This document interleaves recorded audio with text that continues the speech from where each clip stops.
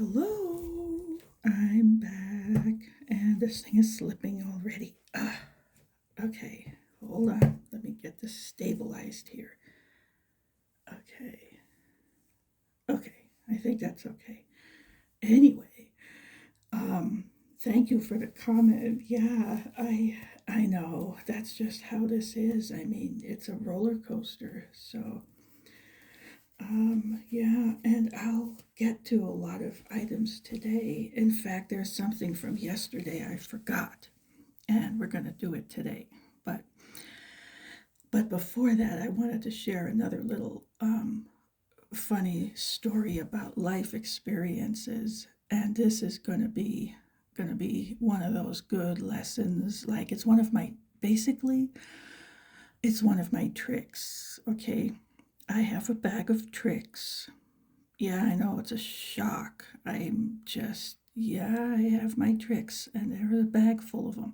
So, um, um, what reminded me of this? Well, you know how people will try to recruit you for stuff, and they'll invite you to something, and it could be a, I mean, sure, they do it for church, and that's a good example, but there are other things, like it could be a social club or any kind of group, and many times there's money involved. Like, you would have to pay for a ticket, an entrance fee, a seat, um, at a table or not, whatever, some kind of something like that where money's involved. And you would have to give them some money even to participate in this group thing. Okay, it could be a ladies retreat at church, it could be a lot of things, it could be a fundraiser.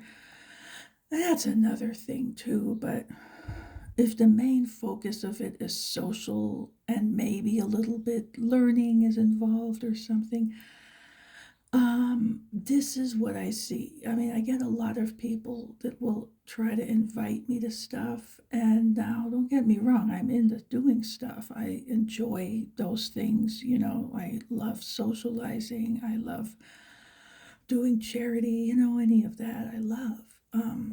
But but what I find interesting is the level of sincerity or lack thereof when it comes to the people. Like, take, for instance, going to church. People jump all up and down and down your back about it. Oh, uh, I didn't see you in church last Sunday. Oh, are you going to church this Sunday? Ooh, you're not? Well, why not? I mean, I'm sure most of us have come across that kind of an attitude. And I find it interesting. Like, why do they care so much if when I am there, they act as though I'm invisible? Like I might as well not even be there, you know? Why do they care so much? They wouldn't even miss me if I'm not there. You go, most of these churches, I've talked about this in earlier videos, you go, you sit, you shut up, you listen to somebody for a little under an hour, and then they all run out the door like the building is on fire. Okay, so again, why do they care if I'm there or not? I don't need to go there to listen to somebody tell me something that I either one already know, two, they've been wrong a lot, or three, it's watered down. When four, I can do it myself even better. Sorry, but not sorry, right? It's true. I mean, I'm just, I'm humble, but I have to say facts are facts. Like I can do a great job at this, and they usually don't. I mean, there are exceptions, but nowadays it's really hard to find somebody doing it good and right and all of that. So they tiptoe around saying certain things, and it's all about, it's like some self improvement, life improvement message. Well, that's not what this is about. Not that that can't happen, of course, it will happen, but in the right way, they make it about the wrong thing the wrong way, like it's a motivational speech to succeed in life. That's not what this is about, So they don't even know what they're talking about 90% of the time, okay? And so they need to come and listen to me. That's what it's about. I'm on a roll today. Okay, look out. Okay, move the furniture. But yeah, I get such a blast out of that. It's like, you think I'm going to get anything out of that? And, yeah, so like I don't get anything out of sitting there and listening to them ramble on about stuff that they've watered down and, all that. But I can do a much better job anyway. And then they'll invite you to, a little ladies' Bible study where they just sit around and talk about, their fingernail polish or something. And that kind of thing. And if they get into anything, it's, oh, I have seen this. They get into all the wrong stuff. It's like some book that's wrong, some speaker that's famous, that's off in some way, the prosperity gospel or something, name it and claim it, something like that that's wrong. And I'm just sitting there, you know, twiddling my thumbs, like, how am I going to tell them that this is wrong, and then point it out in the Bible. And then all they do is get angry. What am I, like I served a purpose, but that's all I get out of it. I get nothing in return, but usually that's how that goes. I haven't found an exception for a long time. But the church setting, like, what do you get out of it? That's it, I used to go for the worship mainly, and fellowship if you can find it, or maybe some functions where you're doing something like it's a picnic and you can talk and fellowship. I would go for things like that, but then I didn't find anything even. They have no activities, nobody wants to fellowship. Like I said, they get there late. When it's over, they bolt out of there like a bullet, and like the building is on fire. And you know what do I get no fellowship out of it. What do I get out of that? Nothing. Not what I'm in it for. And then so and then they make such they harp and jump around about the fact that you're not there. Okay, well, yeah, I'm not there, and that's why. But and then, okay, another axe to grind. I'll get back to that, but there are rabbit trails here of axes to grind. So another one is when they will harp so much on the sermon, the sermon, the sermon, and they totally kind of disrespect the worship time, like, oh, well, we need to get down to the meat of the word. And, we don't have time for petty things like the worship. I mean, how important is that? This is what matters, and we need to curtail and, shrink that down so we can get to this. I've heard that kind of a attitude out there a lot, and I'm the opposite. I'm like, okay, I know the word. I know it's a shock. It can happen. I actually know the word and I teach the word. So I don't need to sit there again like I'm in kindergarten when I'm not. Okay. So if you find a good preacher, good luck to begin with. Okay. But that's another issue. But then, like, I'm not there for that. Okay. I would rather do the worship and stretch that out, okay, and go in the opposite direction. I mean, the whole point, this is the killer of it, okay, watch. The whole point of sermons that really, let's say a good sermon that gets into the meat of the word, is to inspire you to worship God, okay? That's the normal, natural result and reaction we should get out of that, is turn around, thank God, and praise Him for everything He's done, and serve Him and all obey Him, all that. And that's what the point is of the worship. But it's kind of like, they don't even want you to reach for ripened fruit level here. It's so ridiculous, the irony of these things. And I'm like, I'm just here for the worship. I used to look, this is another one, I used to look for worship nights. Some churches would just have a worship night, you know, just for maybe an hour of worship, pure worship. Oh, I used to search those out, you know, like nobody's business, and just go to those, and get lost in that. Oh, I love it. And anything like that, or if there was a longer one or something, anything like that where I could find more time of that, I would go. And then the thing about it that was another slap was that I would go, and there would be like, okay, take the church itself during a Sunday morning. Let's say the place was at 85% full capacity, right? Well, on a just plain and simple worship night, like that's strictly all they're going to do is worship, maybe for an hour or so, it was maybe 10, 15% full. I'm like there and I'm looking around like, where is everybody? Wow. You know, I mean, I guess they won't be interested in heaven either. Well, oh well, right? I try. But okay, so that's the sad reality of it is people, they're not into worshiping God. They're really not. And it's sad.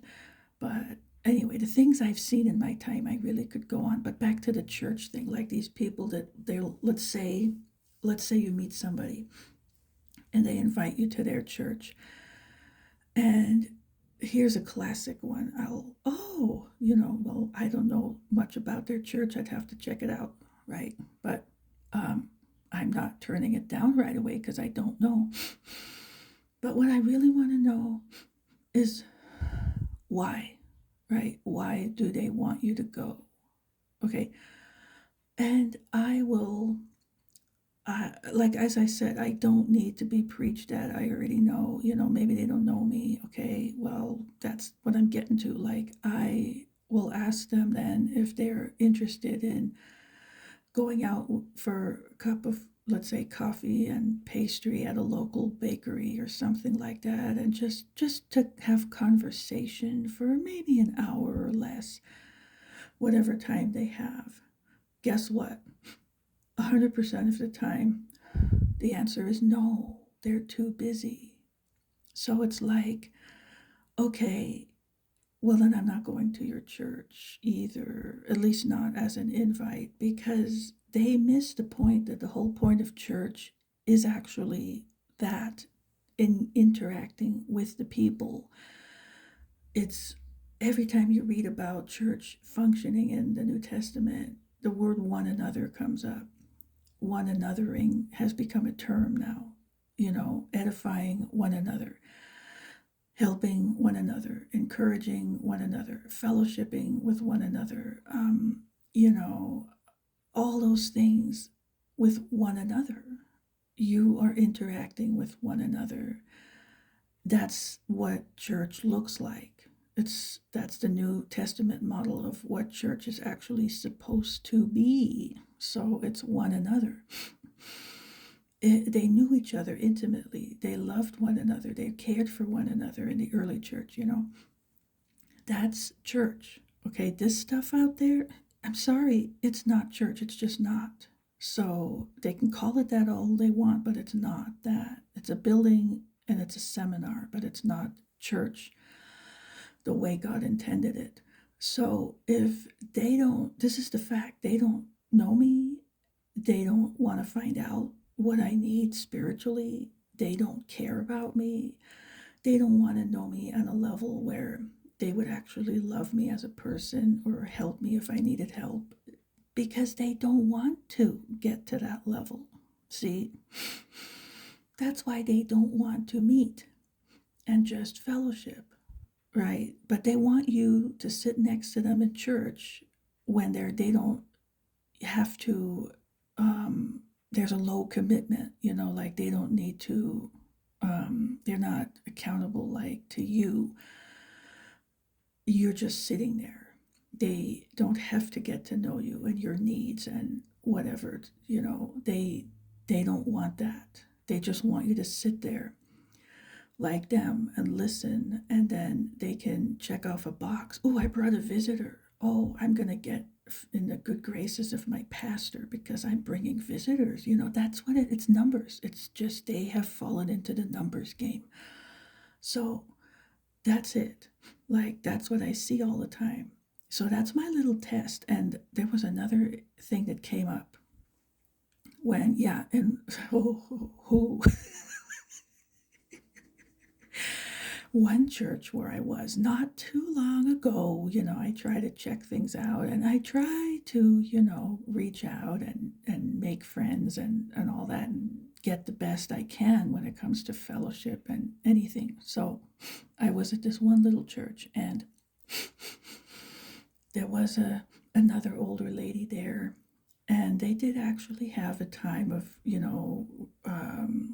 pastries and coffee and sitting around at tables and socializing after church, which is one thing I liked about that one. So I was there and she was sitting there and we started talking, and then she started telling me about a club she's in, and she called it a education club of some kind. And because it came up, I'm a retired teacher and all that. So she started trying to get me to go to this club, and she told me all about it, how many times they only met like every other month or something. So it might have been 5 or 6 times a year. And yeah, she was all selling me this club. Yes, they do this and they do that. And I told her, oh, well, I'm not teaching now anymore. This was before. Oh, she was all like, that doesn't matter. We don't care. It's okay. Anybody who was remotely related to education, you could have been a cafeteria worker. They didn't care. You're welcome to come. Okay, I thought that's nice, but she was telling me what they did, and she would send me a schedule of what they do at their meetings, and it was all more like workshops of like they'd have a guest speaker who would come and talk about, oh, maybe they traveled somewhere and what they learned on their trip, and it can be used in some setting in education, or that kind of stuff, which is fine if that's what you want to do. I knew, well, I'm not ever going to use that, and I don't really want to go to these things. It just didn't sound interesting enough to me. And that's when I thought it was free. Yeah, so okay, she took my address and then eventually mailed me the schedule, and I looked at it and it was like, yeah, no, it's not for me. So I never really, and I didn't see her there anymore either. So I thought maybe she just goes around to these places and tries to get people in her club, and she doesn't stay at one place for very long. So, okay, I didn't really talk to her again. And then I never ran into her for like over a year. And then I get this thing in the mail after maybe a year and a half. I get another thing in the mail where it's another schedule, like their calendar of what events they're doing all year, which again, they weren't interesting to me, and I wouldn't be interested in going. And you know then there was a request for, oh, and all this is offered to you for only a fee of blankety blank a year, and I think it was maybe $75 a year, something like that. I was like, what? I wouldn't go if they paid me $75 a year. you know, I'm like, what? On top of that, they have the audacity to ask for money for this thing? And I thought, oh my goodness, yeah, no, not on your life am I going to do that. And I thought, well, I get funny ideas, so I thought, well, what I'll do. And I had her address too, because she mailed me that thing. And what made me think, I'll get back to that, but what made me think of it is I took a walk this morning and she lives, I found out from her address, she lives like right on the other street, which I happened to be walking by, and I was thinking it was one of those houses right there. I know that, which one. So that reminded me of all this, and I thought, oh, I wasn't planning on talking about this in the video. Maybe there's a reason for it, but okay. So what I had done was I mailed her a card, a nice, pretty card. And, oh, thank you, yes, for inviting me. And yeah, I can't go because, and I told her a reason why I couldn't go, and even if I could, I wouldn't want to. Like I said, it just wasn't interesting. I mean, even if there's a chance to meet people, I just didn't find the activities interesting, and I don't want to pretend I'm interested just to maybe meet somebody. I mean, and if they're interested in that, well, So I thought, eh. So anyway, I can meet people somewhere else.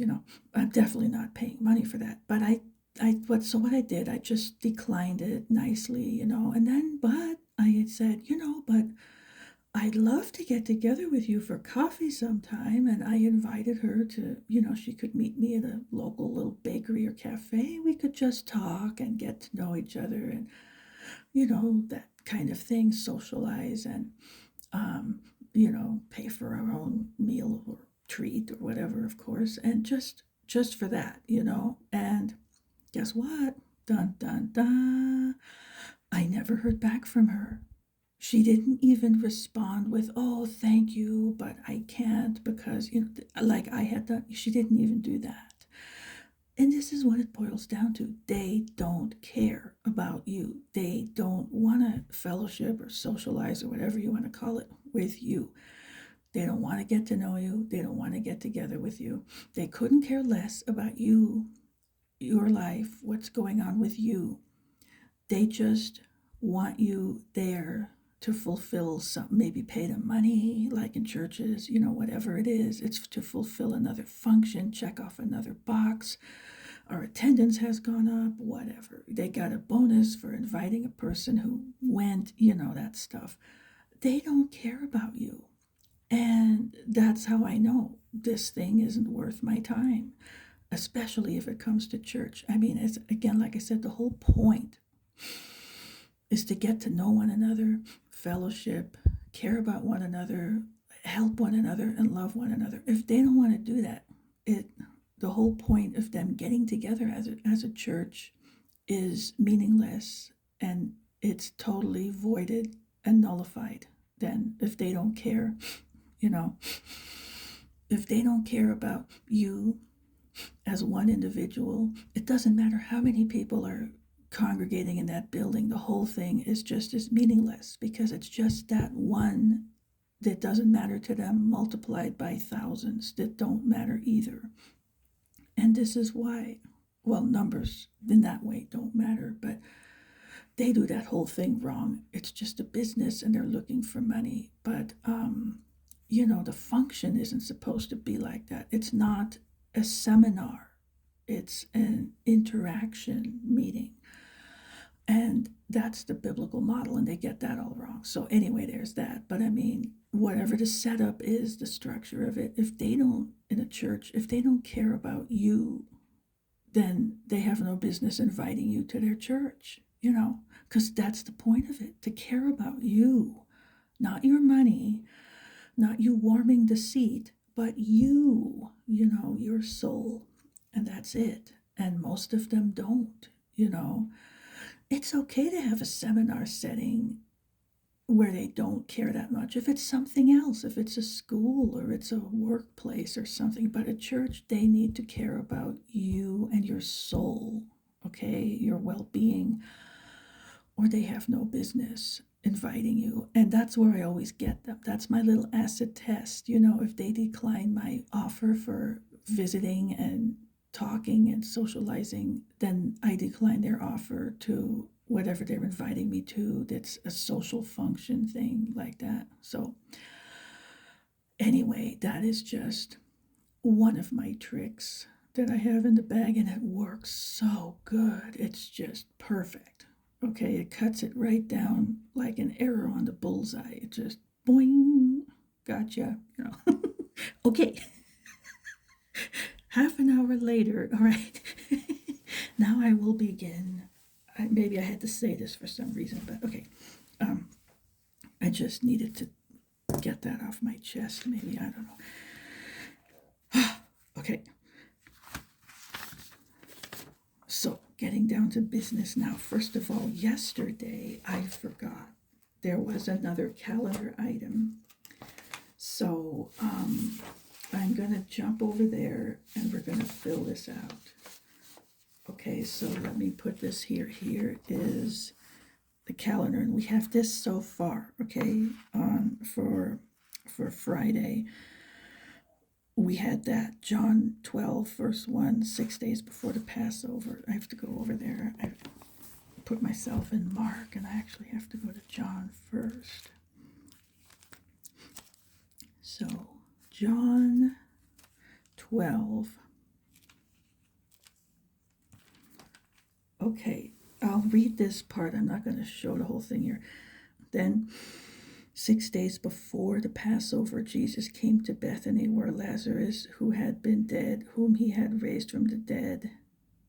Where Lazarus was, who had been dead, whom he had raised from the dead. Okay, so we have the 6 days before the Passover. That's the key here. Then, in chapter 12, verse 12, there's nothing else said, right? But chapter 12, verse 12, we get to this. The next day, dun, dun, dun, a great multitude, and all that about. So this is the triumphal entry. And they cried out. So this is, Hosanna and all that. That's the next day. Nothing else happens until it says the next day. So it was that day and then the next day. So this was the next day after that day. Okay, so here we go. That day, 6 days before the Passover. The next day would be 5 days before the Passover. So we're going to fill this out. John 12, and just the next day,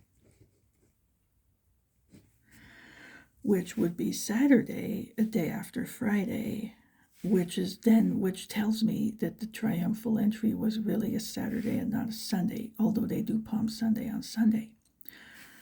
Probably because they're there on Sunday, But I'll put this here, triumphal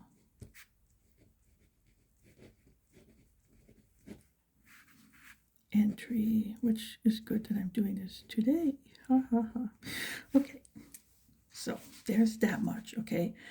It will make sense as we fill out more, but some of it you kind of have to backtrack, like going from certain things backwards, and you get to Passover being on Thursday. Well, we'll get to it, but that's the only thing we need for now. So I'll move that aside.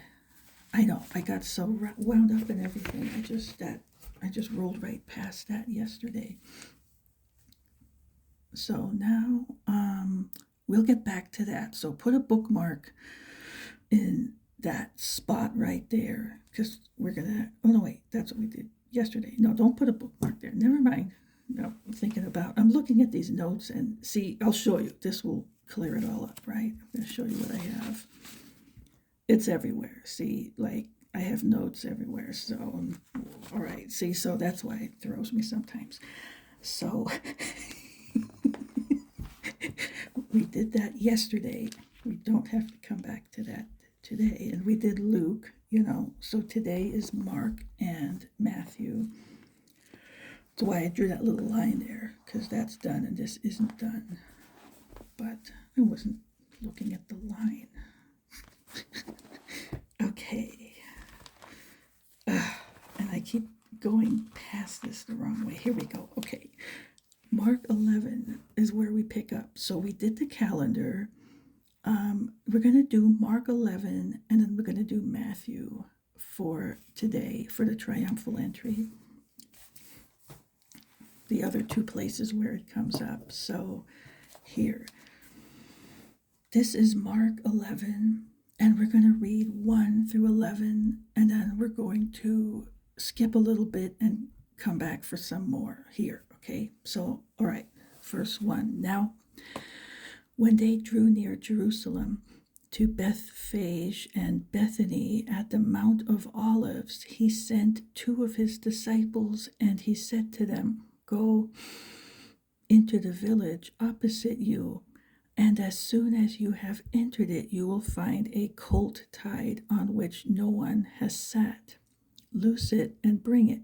And if anyone says to you, 'Why are you doing this?' say, 'The Lord has need of it,' and immediately he will send it here." So they went their way and found the colt tied by the door outside on the street, and they loosed it. But some of those who stood there said to them, "What are you doing loosing the colt?"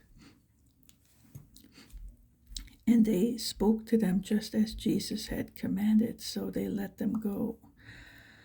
So this doesn't go into as much detail, but like they said, the Lord has need of it, and okay, go for it, that kind of thing. But they want to, of course, make sure it goes to the right place, right? Not just some random guy walks by, "Oh, this looks good, I'll take that," So they want to make sure it goes to him.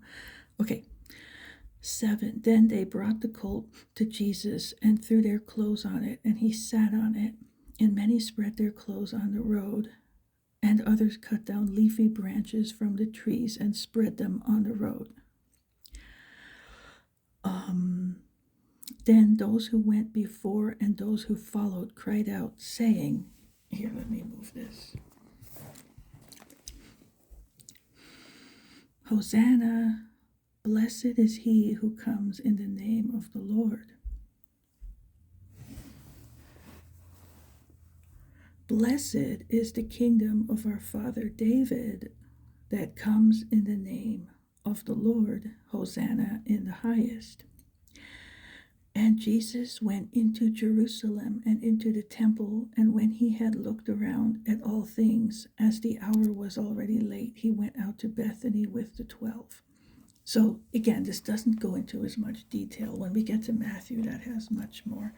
And I'm skipping this because this is related to it, another whole other thing. So I'm going to pick up in 15 and go through till 19. So it's just that little paragraph. Okay, so they came to Jerusalem.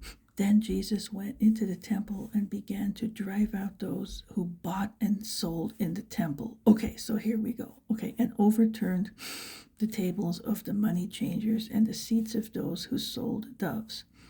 And he would not allow anyone to carry wares through the temple. Then he taught, saying to them, "Is it not written, 'My house shall be called a house of prayer for all nations'? But you have made it a den of thieves." And the scribes and chief priests heard it and sought how they might destroy him, for they feared him, because all the people were astonished at his teaching. When evening had come, he went out of the city. Okay, so that's where that ends. This picks up with, he explains the withered fig tree, and then other things go on, but again, this goes into other directions, and then it comes back to Holy Week. Like, he did a lot of teaching during that time. I don't want to go through that all over again. There are enough things I have to cover, but I'm just going over the main events. So, okay. Now we're going to go to Matthew, and it's chapter 21.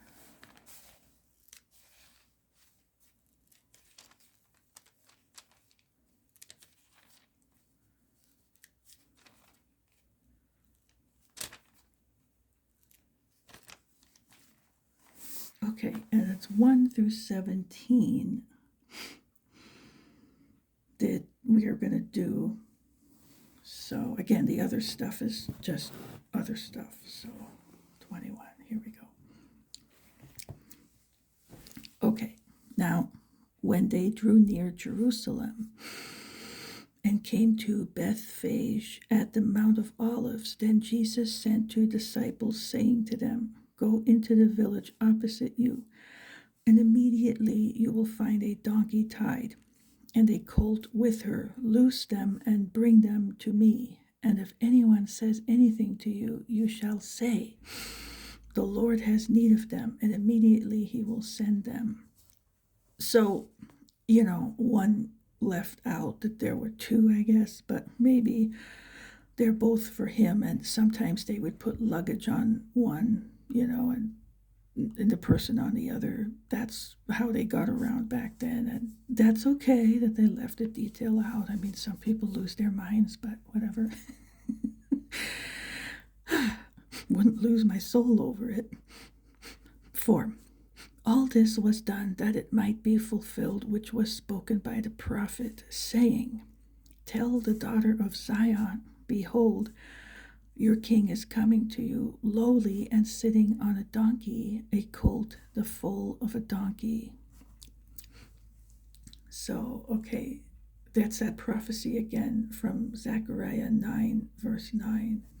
And like I said, this was the time that Daniel had prophesied. In Daniel 9, verse 25, this was the time.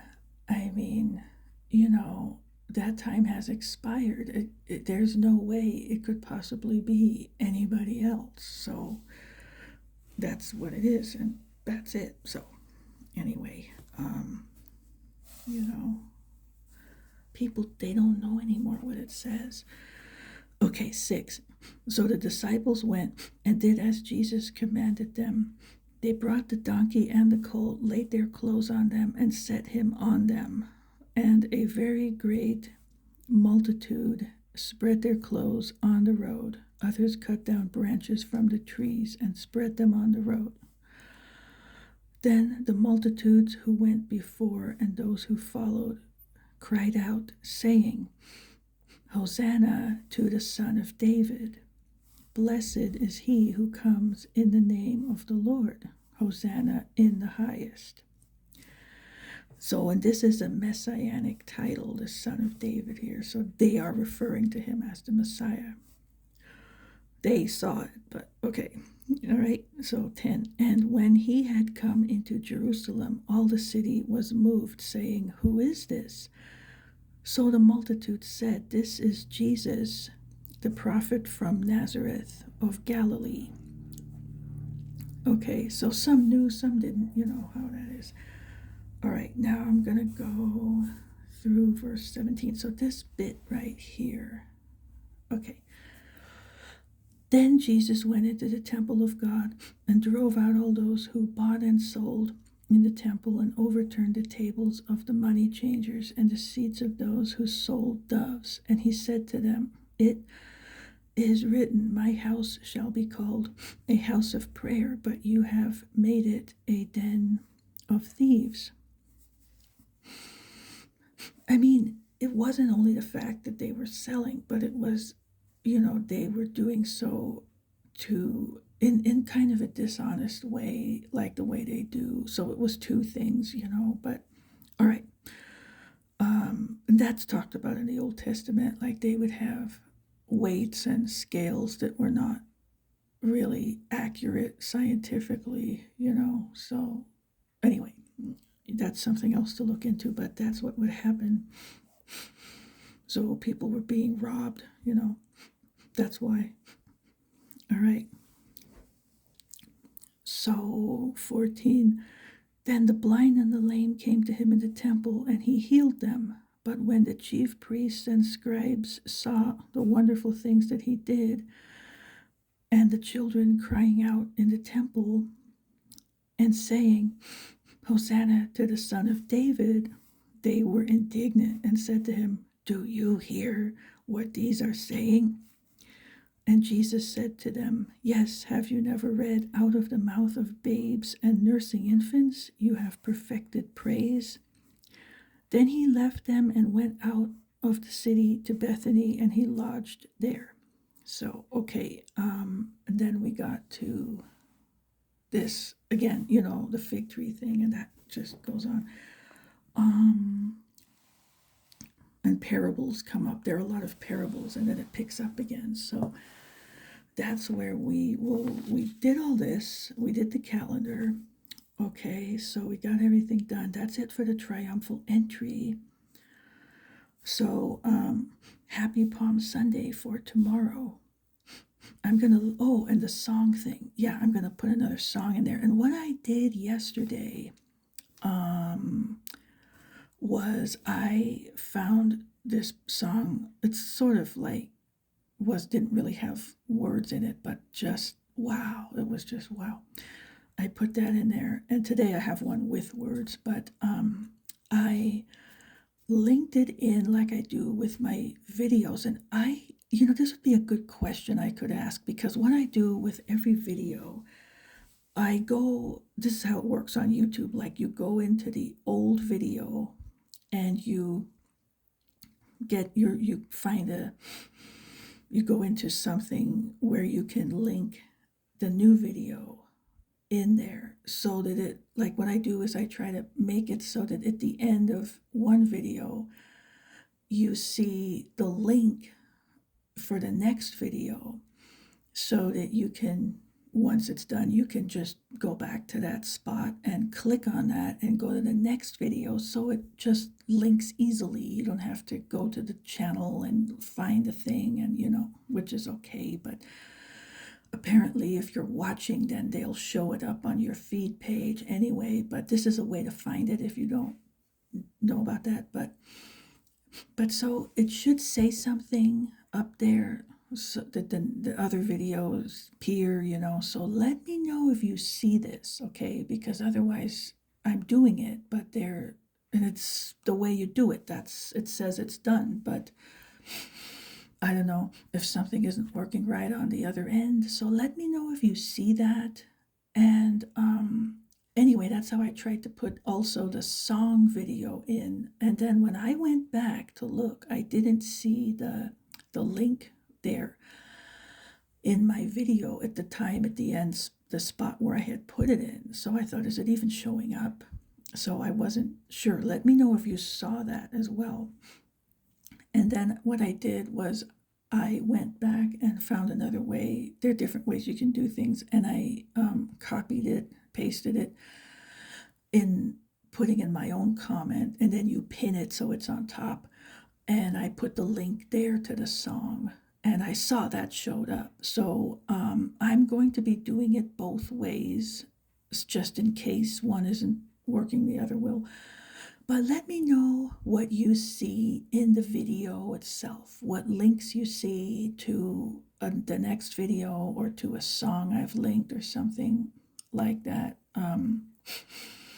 If you actually see it on the screen, there should be some little box or something that shows you either the video coming up or a song that I've linked in.